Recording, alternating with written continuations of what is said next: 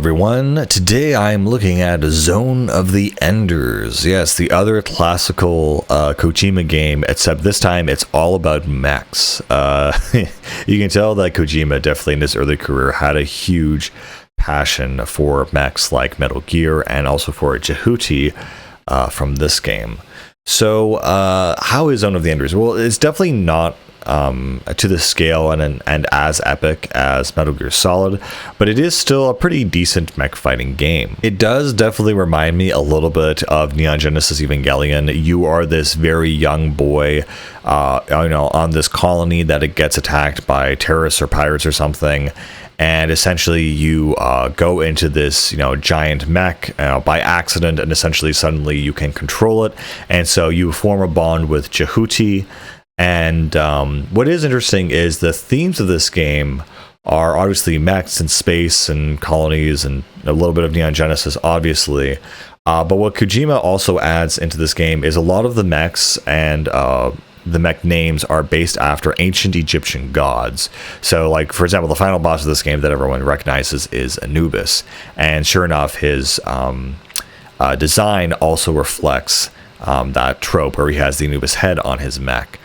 So yeah, it's a very interesting abstract game. The soundtrack is also really, really nice. It's, it has definitely an anime inspired theme to it where, I have lots of vocals and very interesting just kind of chants and stuff like that. And of course, full lyrics and vocals and stuff. Definitely a lot of very sci-fi oriented technological, beats, techno beats music for the combat, all that good stuff. I guess I don't play a lot of mech-only games, but I can only think of Armored Core as one of them, and so I can't really compare the gameplay mechanics to each other.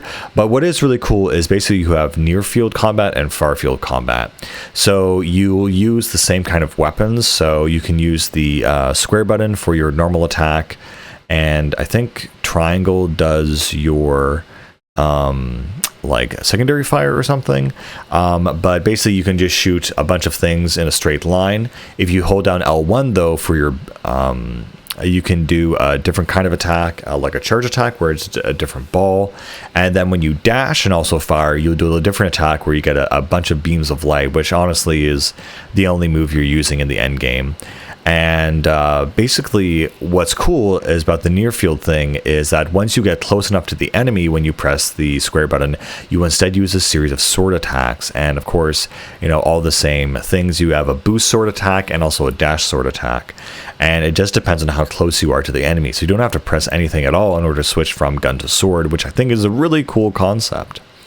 I believe in this game you're ranked on how many how many enemies you destroy, but how many of the surrounding environment you accidentally destroy.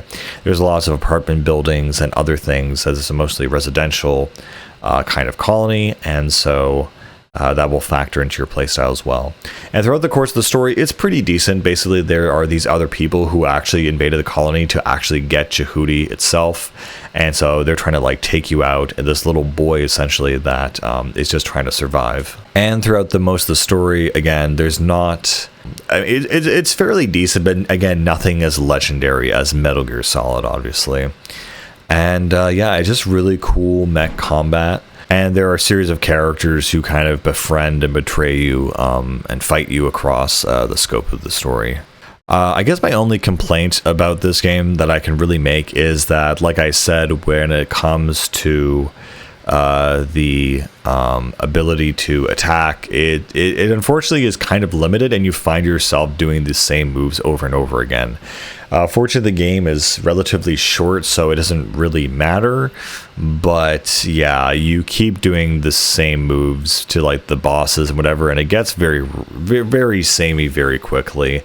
Besides that, you can dodge and other things. A really cool feature I like was when Jehuty lands, you actually see the legs go onto the ground, and you kind of leave these marks on as you scrape by.